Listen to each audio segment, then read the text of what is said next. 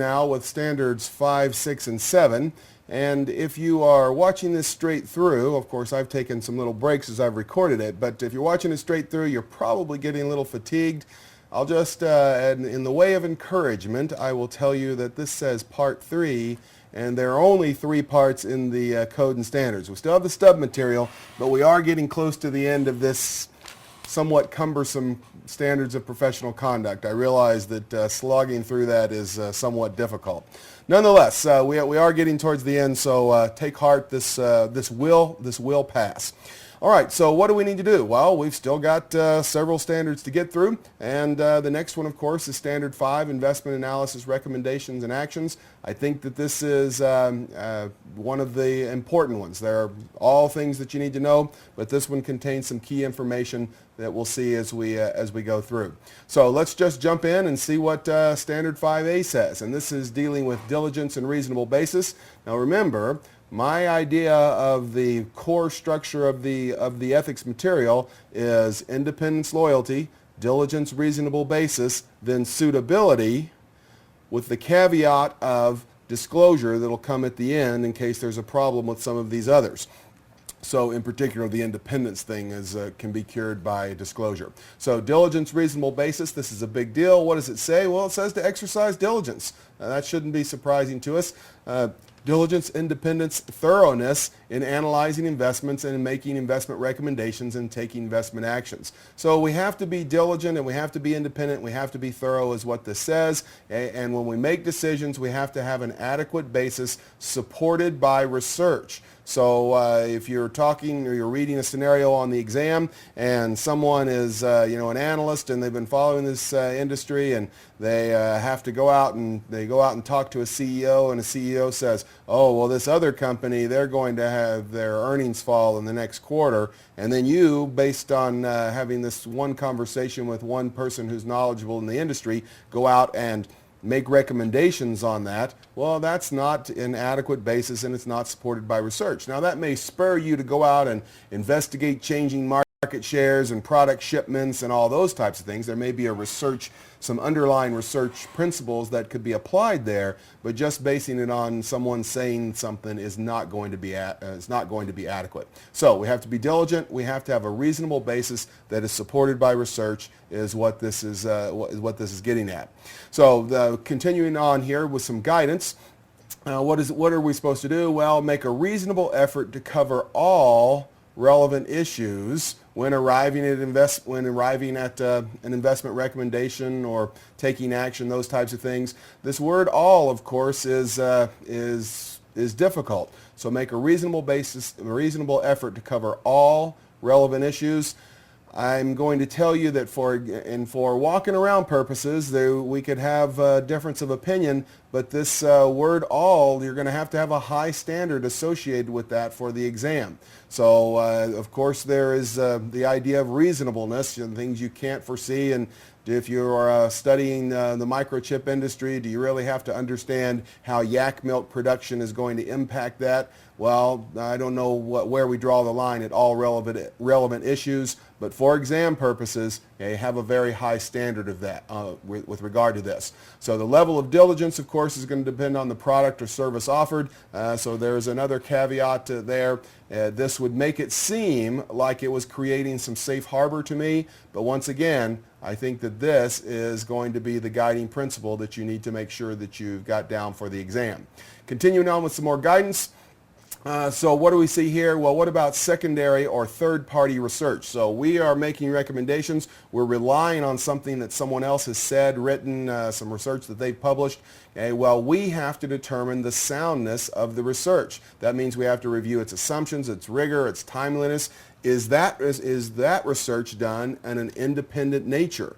Okay, so whoever was producing that, do they have some sort of covert agenda that we need to be worried about? Well, if they do, then we've got to make sure that we know that and that we take that into consideration. The firm should be encouraged to adopt a policy of periodic review of the quality of third-party research So, regarding, of course, these same things: assumptions, timeliness, rigor, objectivity, independence. So we need to have a way to assess whether or not we are being diligent in evaluating the quality of third-party research. So if the fact that someone has said something about, let's say, a particular firm, okay, we take that and we use it even if we disclose it. So I would say, oh, well, there's this other research report that it says this is going to happen with market share, and we use that in our analysis with proper disclosure. That still does not relieve us from the burden of assessing the quality of the third-party research. So we've got to be really careful with that. What about recommended procedures? And so here we need to establish a policy that research and recommendation should have reasonable and adequate basis. Of course, this is a recommended procedure, the policy. Okay, the principle, though, is at play whether the policy is there or not. Okay, we need to be able to review or approve research reports and recommendations prior to external circulation, so it's a lot easier to take something back before it's actually distributed to the public than it is to take it back after it's already out there. So we need a way to review those statements before they are circulated to external constituency. Some more recommended procedure stuff. I have a couple of more slides on this, in fact. Establish due diligence procedures for judging if recommendations have met a reasonable and adequate basis criteria. So how are we going to go about doing the due diligence? The material here does not speak to the procedure itself, but it does say that as a recommended procedure, firms and members should have an established due diligence procedure for how we would go about that, and develop measurable criteria for assessing the quality of research. This measurability thing, of course, is hard, and there's a number of ways to approach that. And we'll see some of those as we progress through the curriculum towards level 3. But the measurable criteria thing, we don't receive any guidance on what it is in the curriculum, but you'll see this in a couple of places. We are supposed to have some sort of measurable criteria. So and on the exam, it will have to be something that makes good economic sense in order to determine whether a firm is in compliance with this particular standard. So, like I said, there's a high standard for what's going on, and there are some vagaries here, but we're going to have to deal with that on the exam. That's why this material is difficult. All right, and finally, to finish up Standard 5A here, some more recommended procedures. We need to consider scenarios outside recent experience to assess the downside risk of quantitative models. Okay, so it's interesting that the ethics material from which this that we're responsible for now and from which this slideshow comes from, or this video series comes from, is based on the 2010 ethics book, the book that came out in 2010. I don't know what edition it is. It probably says at the beginning of the slides. Anyway, so it's of course the one that is currently embedded in the curriculum. If you think back a little ways to the start of the meltdown in 2008, well, we had all these models, and the models tested a range of outcomes basically that were within our experience. So in other words, we had looked at how wide the swings on prices could be or default rates could be and those types of things. This says that it's an ethical responsibility to use scenario analysis or sensitivity analysis. I guess this would imply perhaps scenario analysis, but to consider the idea that what is observable is not all that is possible. So hindsight here is 2020. Sure would have been nice to be one who was predicting that the quantitative models were inadequate long about 2007, because there was the people that did sure made a lot of scratch, a lot of money in 2008, 2009. Anyway, so we need to consider something outside of the observable recent experience is what this is saying. Make sure the firm has procedures to evaluate external advisors that they use or that they're promoting, and how often they're going to go and review those. Well, that's something that's going to be required under the diligence and reasonable basis standards. Let's move on to 5B. which is going to deal, well, no, we have one more slide here, sorry. So we've got some written procedures of acceptable scenarios, scenario testing, range of scenarios, cash flow sensitivity to assumptions and inputs. So this is more of what we were just talking about as the first bullet point on the last slide. So we got to have procedures. They ought to be in writing. How are we going to go about developing scenarios, and how are we going to develop the range that we're going to use for those scenarios, and then how are we going to test them in terms of cash flow sensitivity? All of this is really good stuff. And of course here it's stated in very general terms for the ethical implications, but from an economic implication, this is a really fascinating topic as to how to go about doing this. And of course, if you ever want to be a risk manager, or if you want to avoid, having your personal net worth destroyed in some sort of market downturn, this is a really good thing to do. We ought to have procedures for evaluating outside information providers, including how often we're going to do that. And there may be times when there is group research that we don't agree with. So we're part of a committee. That committee is making recommendations. There's 6 people on that. We're one of the 6, and the 6 are saying, or 5 of those 6 are saying, we think this is a buy, and you think it is a sell. Well, what does that mean? We talked about dissociation previously from unethical behavior. Well, if you really believe it's a sell and everyone else is saying it's a buy, do you have to dissociate? Well, in fact, you do not, as long as the people that are saying buy aren't doing that for some unethical reason. There are differences of opinion. In this case, you were the minority opinion, but everyone had supported their case with research and facts. Well, there's no need to dissociate just because you are a dissenting opinion, but there does need to be a basis, a reasonable and adequate basis for the majority opinion. Otherwise, there could be a need for dissociation, so keep that in mind. All right, and that brings us now to, with something of a false start a moment ago, to Standard 5B on communication with clients and prospective clients. So here, again, anytime you're dealing with clients or prospective clients, that ought to throw up red flags for you in terms of testable material. So we're very concerned about how we deal with clients, how we protect their interests, the communication that we have with them. We want all that to be fair, adequate, complete, fair, accurate, and complete, all those types of things. So this is something I would pay special note to. And in fact, you'll see this is one of the long standards. It's got takes us 3 slides just to get through the standard itself. But nonetheless, this is something that does contain lots of testable material. So what is it that we're supposed to do here under the standard? Well, we're supposed to disclose the basic format or general principles of the investment processes used to analyze investments, select securities, construct portfolios, all that type of thing. So if to the extent that we have some sort of proprietary models that we're going about using, we don't have to we don't have to reveal all that to the competition, but we do have to say how we are doing this. So generally what sort of quantitative procedures are we using? What are we looking for? Are we a value portfolio? How do we determine what value is? Those types of things.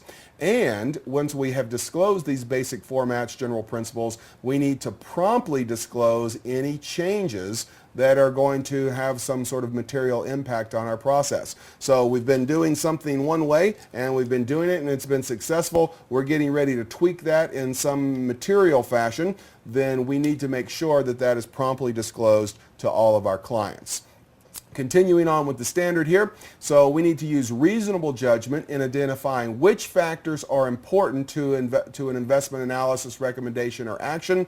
So reasonable judgment, again, that's those are hard terms to deal with. I would assess a high standard, meaning that if you think, is this something that needs to be identified as an important factor? Well, yes, it does. If you have any ambiguity in your thought, then certainly it should be. Include those factors in communication. So once we identify the factors up here, okay, we've got to include those factors when we are communicating with our clients or prospective clients. And finally, to finish up the standard itself, then we can move on to the guidance. We need to distinguish between fact and opinion. Okay, this is actually a pretty big deal, I think, in the curriculum. So it's fine to say that your forecasts show sales will increase by 8% next year. Okay? It's something else to say that sales will increase by 8% next year. So one of those was an opinion. It was an opinion based on, supported by a reasonable basis. You've done some forecasting, all those types of things. So it's fine to give opinions. So, of course, there needs to be reasonable basis, but it's fine to give opinions, but you can't state opinions as if they were fact. So make sure that we're separating out those two things and that they're clearly delineated. And if that's the case, then you're going to be, or the scenario that's described on the exam will be within the standards set here in the ethics material. So we need to clearly communicate potential gains and losses of an investment. So this is going to be something where we'll see the words effective communication and effective disclosure later on, but when we're looking at something like an IO strip, so an interest-only strip, well, of course, the amount of the cash flows in an IO strip are not guaranteed. Now, if you don't know what an IO strip is, don't worry. Before you're responsible for it, we'll go over that. But anyway, the point is that if you look at some sort of mortgage-backed security, you got a principal side, you got an interest side. The principal amount is guaranteed, assuming that these are all, Ginnie Mae type securities. The principal amount is guaranteed by the United States government. The interest amount is not. Okay? If you are communicating that the interest would be that the cash flows are guaranteed by the U.S. government, well, in the sense that the interest will be paid, I guess that is true, but the amount of the interest is not certain because it depends on the amount of outstanding principal. Well, then you're going to have to be careful with that. So communicating potential gains and potential losses of an investment, and it's going to have to be in a way that doesn't obfuscate or obscure the true nature of the security. All right, so some guidance here. So what do we need to do? Well, we need to include the basic characteristics of a security in our discussion.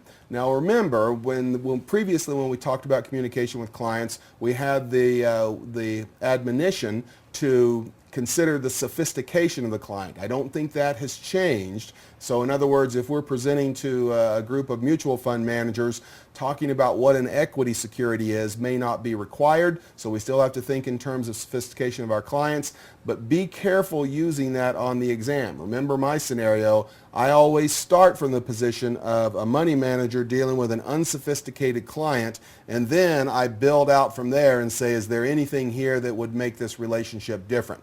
Anyway, we need to communicate the basic characteristics. We need to inform clients of any change in our investment process. So if we're changing the way we do things, we've got to tell clients about it. Okay, suitability, remember that was my third axiom. Okay, and suitability is always going to be considered in a portfolio context. We'll talk about that a little more also. But the suitability for the client is going to be important, and it's going to depend on their needs and their existing portfolio. So fairly high standard there. And this, of course, covers all communication, not just in a formal report. This would be oral communication, emails, all those types of things would also be included here. What about recommended procedures? So recommended procedures. So here we need the inclusion or exclusion of information depends on a case-by-case review. So what is that telling us? Again, we're communicating with clients. What are the factors that are going to be important? What is the sophistication level of the client? Well, in order to determine what we're going to present, that's going to require case-by-case review. So there is room here for the analyst to use judgment. And, of course, we need to maintain records about what we say. So we need to be able to go in and document that, yes, we've had this communication. Yes, we asserted these opinions. We need to be able to back that up with the records that we use to develop those opinions. And we have more to say about that in Standard 5C, which deals directly with record retention.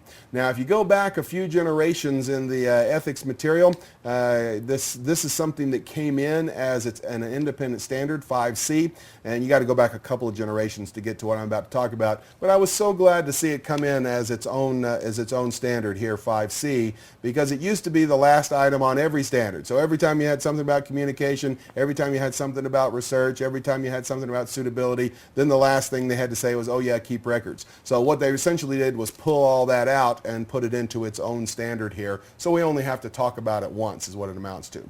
Anyway, record retention. What does this say? Well, we got to develop and maintain appropriate records to support what we're doing. So we're making investment analysis recommendations, we're taking actions, so we are advising clients, all those types of things. Well, we are responsible as a discipline for having records to support the decisions that we come to. So the decision itself can be right or wrong. Of course, we have to be independent and we have to have loyalty when we're making the decision, but the decision itself can be right or wrong, but whatever way it goes in the future, we have to have supporting documentation for that.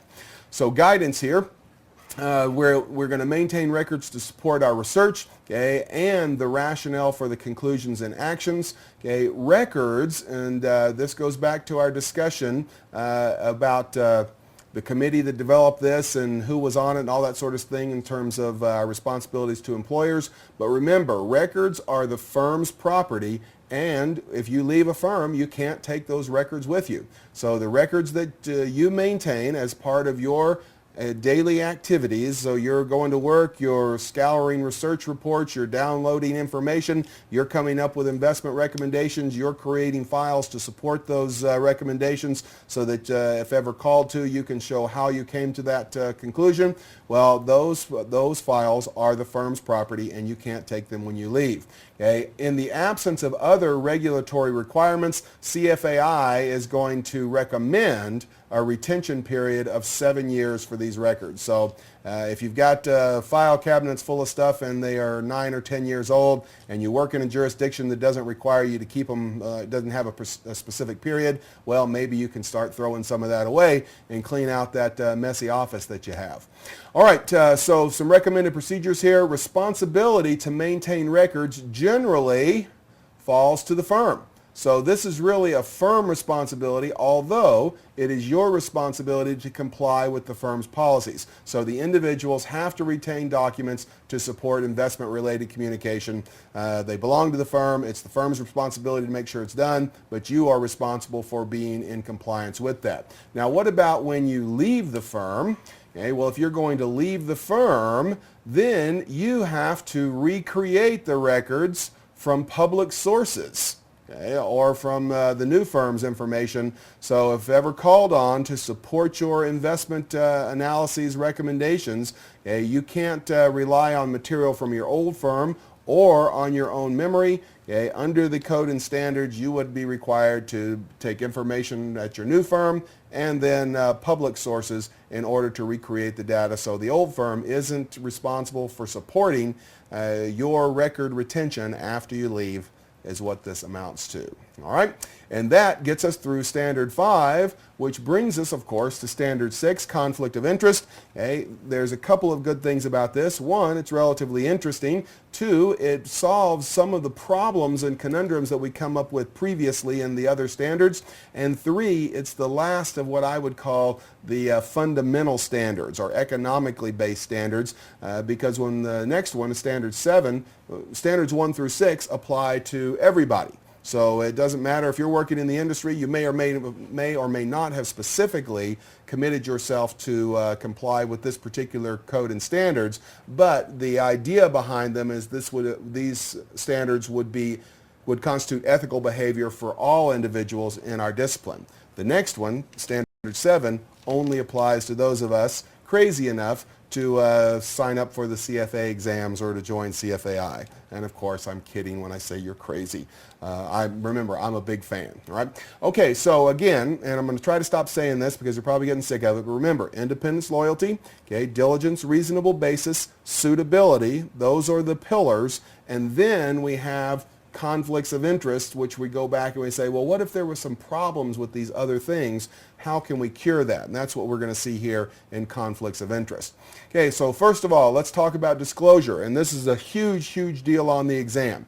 So if there's, especially as it relates to your independence and loyalty, okay, if there are any potential problems there, disclosure is going to be the cure for that. So we need to make full, fair disclosure, full and fair, those are the operative words, of all matters. Okay, well that again, that's a pretty big word for only having 3 letters. All matters that could reasonably be expected to impair independence, objectivity, or interfere with duty to clients, prospects, or employers.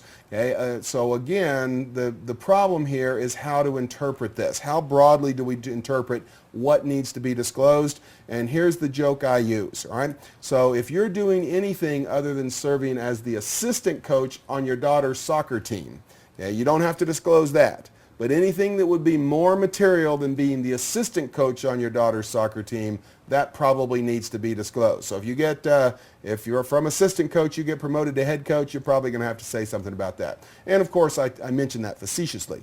But on the exam, if you're wondering, should this have been disclosed or should it not be disclosed, or does it have to be disclosed, not have to be disclosed?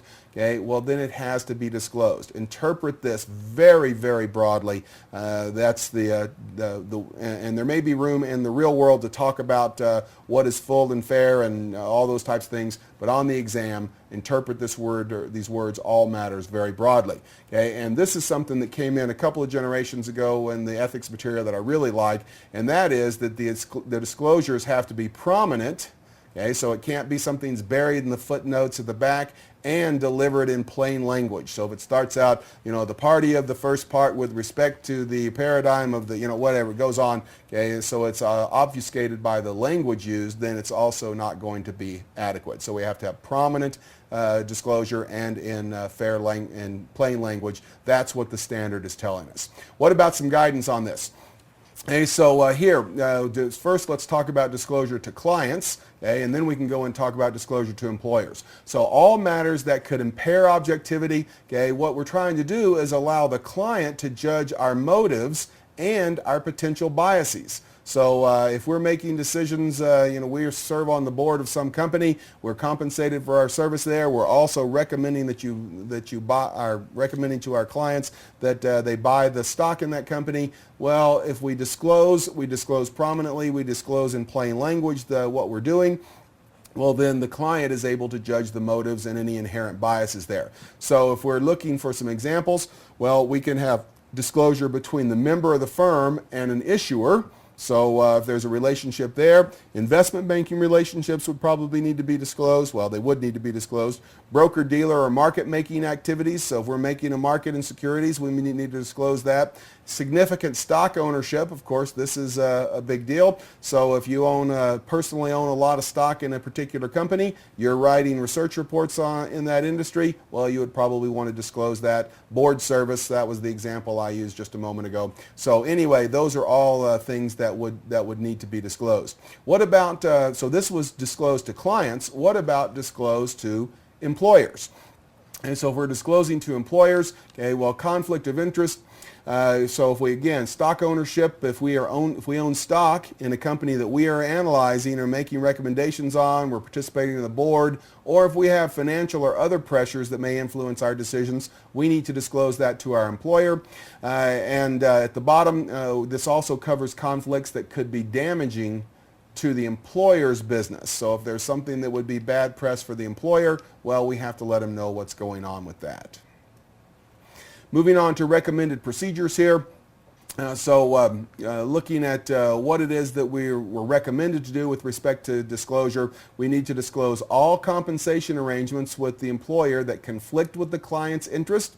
Okay, if the firm doesn't permit disclosure, then we may have to dissociate. So this is something of a problem, and you see this if you read firms' literature that they distribute broadly. We've seen a growth in the sort of disclosure stuff about compensation of equity analysts. So they'll say some sort of statement about how equity analysts are compensated in research reports and those types of things. So we need to one, make sure that there is no conflict between the compensation scheme and the client. But if there is any potential conflict, we need to make sure it's disclosed. Okay? And if the firm doesn't allow disclosure, then maybe that's not a firm that we should be working with. So firms are encouraged to include compensation information in promotional materials. Well, that's what we were just talking about. So let's So where are we at now? Okay, sorry, lost my place there. All right, so now we are looking at standard 6B, priority of transactions. We started talking about priority of transactions way back when we were back in the Code of Ethics. So we've seen the same theme go through. Well, there's nothing that's really going to change here. We're just going to flesh that out just a little bit. So looking at this, so the standard itself, investment transactions for clients and employers have to have priority over the transactions in which a member or the candidate is a beneficial owner. And we'll talk about that word beneficial owner in just a moment. But what does this say? Well, basically, okay, before you can trade, you have to give your clients a chance to trade, and you have to give the firm a chance to trade. So we can't use knowledge of pending trades for personal gains, front running, that type of thing. Obviously, that would be unethical. Some guidance here. So beneficial owner, what does that mean? Well, basically the idea is that we have direct or indirect personal interest. So I actually can't remember if this was a test question or if it was a practice question I did, but I remember the scenario, and I think I was preparing for level 2 when there was a broker at one place, or a research analyst working at one shop, and he opened a brokerage account in his spouse's name at another brokerage so that he could trade. Well, you know, legally, I suppose he didn't own those securities, but he was obviously a beneficial owner. So again, and related to all of our discussion here, there is always the purpose or the idea of intent. So if the intent of the actions or the statements of the players in the scenarios on the exam is to circumvent what we're trying to get at with the Code of Ethics and the Standards of Professional Conduct, then there is a violation. So it doesn't matter whether you own the securities or you're executing the trade for your account or your brother's account or your mother's account or anything else, okay, then you have to be in compliance and you have to give, they have to give the clients and the employer priority. And that, of course, is the second bullet point. Clients and employer transactions take priority. What about family member accounts? Well, family member accounts, this is a great caveat. And so you've got 20 accounts. One of them is Aunt Ruth. So maybe what you can do is you can always trade for Aunt Ruth's account last, so that there's no appearance of evil. Well, that certainly sounds like it's a good control mechanism, someone who's really going out of their way to avoid even the appearance of evil. The problem with that is you are, you're discriminating against Aunt Ruth. Okay, so family member accounts that are client accounts must be treated as other accounts. You can't advantage them, but you also can't disadvantage them. So keep that in mind. We can't, we don't have to ruin our parents' retirement if we're managing their accounts, those types of things. Okay, so going on with recommended procedures. Okay, so the firm's compliance procedures need to limit participation in equity IPOs. So, who's getting those shares? We'll talk more later in the curriculum about the allocation process for those, and restrict purchase of securities that are purchased through private placements. So those are specifically mentioned as danger areas where the firm needs to exercise particular diligence in ensuring that there's no unethical activities there. Okay, what about blackout or restricted periods? Of course, when we are making recommendations or those recommendations are being distributed or while we are holding sensitive financial information, we need to have blackout or restricted periods for trading. Okay, we need to establish reporting procedures and prior clearance requirements. So the firm should have some sort of mechanism for the employees reporting their trades or getting prior clearance if it's a particularly sensitive trade, and then disclose policies on personal investing to clients upon request. So we need some sort, if we can disclose these policies, well, we need the policies to begin with, right? So if it comes to the point where a client asks for those, I've always wondered how often it is that a client, before there's a problem, comes and asks for those. That's probably something that happens a lot after there's a problem. But nonetheless, I always wondered how many clients go in and say, well, I'd like to see your policies on personal investing. I'm going to do that one time. I'm going to call up some big brokerage house and ask them for their policies and see what they say. All right, so anyway, that gets us past Standard 6B and brings us to Standard 6C on referral fees. So again, knocking through this stuff, we're not very far away from the end of the Standards of Professional Conduct. Hang in there with me. All right, so referral fees. What does this say? Well, again, this is a disclosure element. Disclose to employer, client, and prospective clients as appropriate any compensation that we're going to receive from others for recommending their product or services. So we're talking about either receiving a referral fee, so we have a client, we refer them to someplace else for some insurance, okay, or someone else is we're paying someone else to refer their clients to us. Either way, those referral fees have to be disclosed. That's something that we need to, that's something that the investor or the client or the employer will want to know so that they can evaluate any potential biases. So disclosure allows the clients and employers to evaluate the full cost of any service and the potential biases embedded in that. So again, this is information that the typical client in particular would want to know, and employers, of course, are, we go back to our responsibility to employers, where we essentially said the same thing. Disclosure is to be made prior to entering into any formal agreements. So we can't enter into a formal agreement to receive referral fees and then notify our clients. We've got to notify them, and then we can enter into the agreement. And of course, we need to disclose the nature of the compensation. So is this going to be cash, or is it going to be something else? So there's some guidance on that standard. Some more stuff here that we need to know. Encourage firms to have a clear policy regarding referral compensation.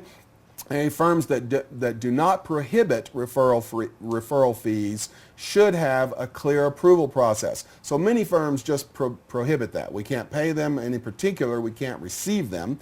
Okay, but if they don't prohibit it, they ought to have some sort of mechanism in place where they can, in fact, have a process that will approve this particular relationship.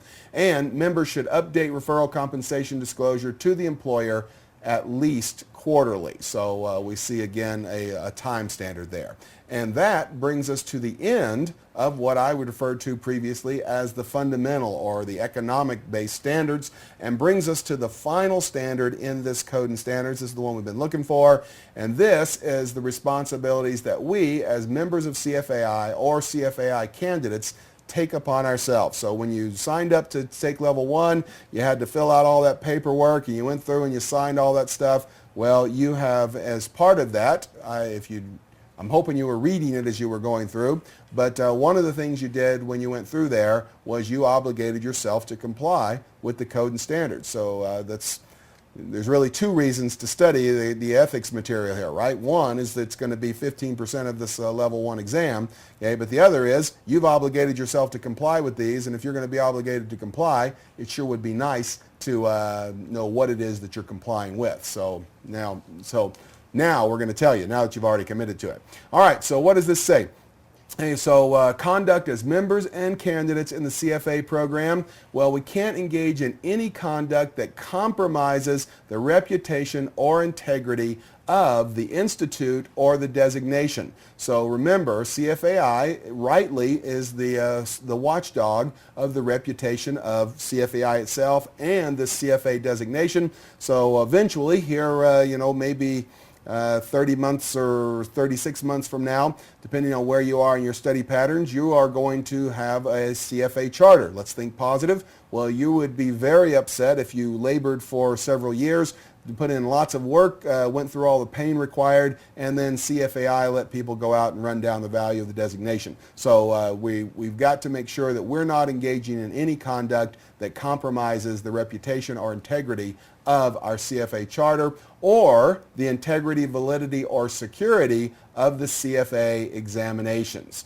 So we've got the examinations are specifically mentioned, and of course we're very worried. They're very worried. I don't know if worried is maybe not the right word. They're very serious about security on the CFA exams. So what does this mean in terms of our guidance? Well, this includes things like cheating on the exams. Okay, so you're not supposed to cheat on the CFA exams. We've got it right here in writing. Okay, disregarding rules and policies or security measures related to the exam. This is, even if you weren't cheating, what are you bringing in with you, and how are you approaching the exam, those types of things, all that's going to be important. Giving confidential information to candidates or the public. Confidential information, essentially, when you go in and sit down for the exam, okay, you are receiving confidential information. That is the contents of the exam, and you're not to give that out to the general public. So you can't disclose the formulas tested or not tested on the exam, specific question information, or topic emphasis on the exam or topics tested. Now, when you, as you listen to me go through or whoever is going through a particular topic area, fixed income or equity or quant method stuff, then I'm going to tell you, oh, this is something that is central to your understanding and has lots of fingers and reaches out and touches other things. Therefore, it's going to be something important, and it's something that's likely been tested a lot just because it is central and because you have to know this to know so many other things. Okay, what we won't do, of course, is tell you this was tested this way in 2007 and those types of things. One, we don't know that, and two, we would be violating the code of ethics if we did. I am proud to tell you that one of the reasons I really like working with Schweizer is because they are a very ethical company.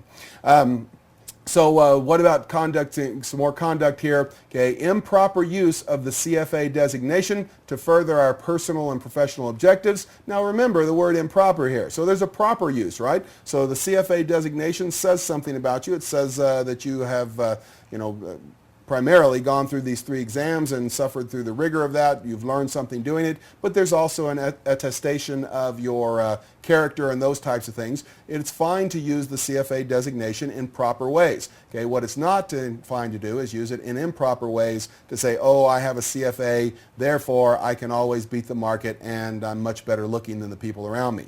Okay, so we've got to be careful about that. Misrepresenting the CFA Institute Professional Development Program or the Professional Conduct Statement. Okay, so we can't lie when we do our PCS. So every year after you get your charter, you're going to have to go in and sign your PCS, Professional Conduct Statement. And basically what you're saying is I'm still a good person. I haven't been lying, cheating, and stealing all year long. Also, the Professional Development Program, this is effectively the voluntary continuing ed arm of CFAI. So you'll get a chance to say, well, have you complied with these standards? And I do this, of course, every year. And I always have complied with the standards, but I'm a researcher at a university, so I'm always thinking about and doing these sorts of things. But I have to go back and say, well, I'm supposed to spend so many hours doing this and something on ethics and those types of things. And I usually am someone who can say, yes, I've completed that, and then they sometimes send me a certificate, although I don't recall getting one last year now that I'm thinking about it. Anyway, all right, so what about Part B here? So reference to the CFA Institute, CFA designation, and CFA program. When referring to the institute, membership, or designation, or candidacy, do not misrepresent or exaggerate the meaning or implications of the membership or holding the CFA, those types of things. So it has a certain meaning. Okay, we can always make factual statements. Okay, but we can't say that this is something that means that I am more likely to beat the market than someone else or something along those lines. Okay, so what are other requirements here? Okay, well, of course, if you are a member, you have to complete your PCS, Professional Conduct Statement, annually, and they, for some reason, seem to be very interested in me paying my dues annually. There's one year that I got the notice and I couldn't get into the website to do it and kind of forgot about it, and I ended up getting, I think, 2 or 3 notices in a letter saying, we sure want you to pay your dues. So they were pretty much Johnny on the spot for that. Anyway, wonder why that is. So what about failure to comply with either of these? Okay, if you're not, so you've gone all the way through, you've gotten your certificate, you hung your diploma on the wall, you're a CFA charter holder, okay, well, you still have to pay your dues, you still have to complete your PCS, it only takes a minute, but failure to comply with that means that you're going to be on inactive status, and inactive status means that you don't get to use the designation on your business card. Okay, so what about some more guidance here using the marks Chartered Financial Analyst, or CFA. Again, we cannot misrepresent or exaggerate the meaning, so we have to use those. We can use them after your name, or you can use them as a adjective, which we'll see here in a minute. So we got to be careful. There used to be, and I actually don't even know if it's still in this version, but let's say it is. Notice the idea that the CFA that comes after your name on your business card had to be in the same size font. So you couldn't have, Andrew Holmes and CFA and, flashing red lights or anything like that. So it had to be, has to use it in a dignified and appropriate manner. Okay, so candidates may reference their participation in the CFA program, but can't imply any sort of partial designation. So in other words, when you get past this level 1 exam, you're not going to be able to say that you are a level 1 CFA. You can say, I have passed the level 1 examination. That is a factual statement, so that's fine, but you can't imply any sort of partial designation.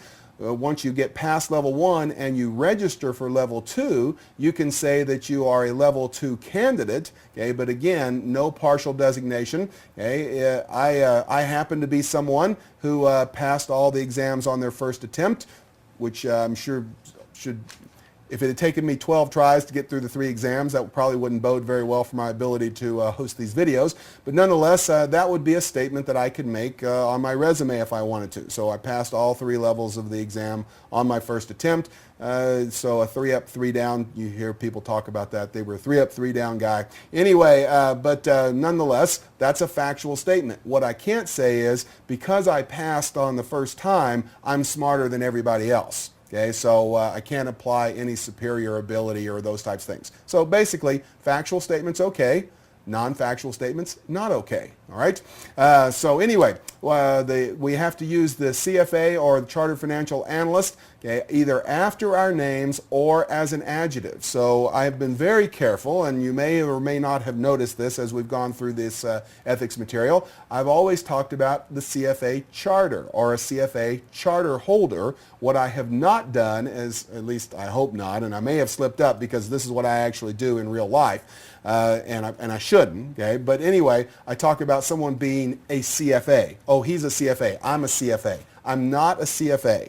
Okay, that is not appropriate use of those marks or of that term. That would be using them as a noun, right? So you have to use it as an adjective. So I am a CFA charter holder. Okay? So you can put CFA after your name. Okay, that's the typical way we present professional designations or credentials. Okay, but other than that, you have to use it as an adjective. And the last slide in this code and standards, still have the stub material to get through, but to finally get through the code and standards here. In terms of recommended procedures, we are supposed to make sure that the employer is aware of the proper references to the CFA designation and CFA candidacy. So we would want our employers to know that when they were advertised in their promotional materials, that all of our analysts are CFA charter holders. They're not all CFAs and those types of things. So the employers need to be made aware